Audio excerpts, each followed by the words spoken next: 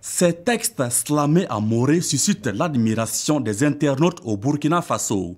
L'auteur du single Embargo qui cartonne en ce moment, c'est cet homme, Dabros Nolotizene, aux jeunes des bas quartiers.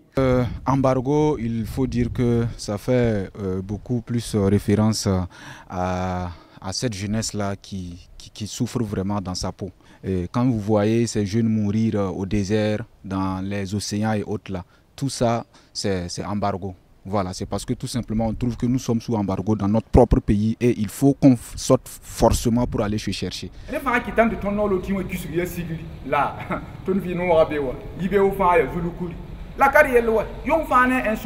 Le jeune slammer parle de malgouvernance et des conditions de vie dans les quartiers précaires.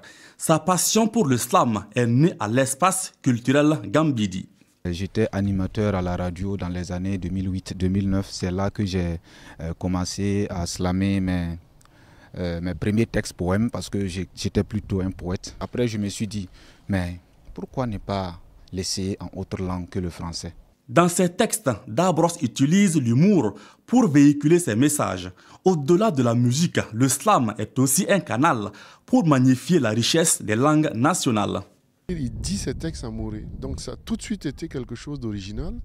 Et puis il a toute une démarche, il prend comme prétexte la zone non lotie pour être une sorte de porte-parole de cette population-là, pour dénoncer en fait toutes les injustices qu'il lui-même il ressent quand il se promène dans la ville de Ouagadougou. Donc,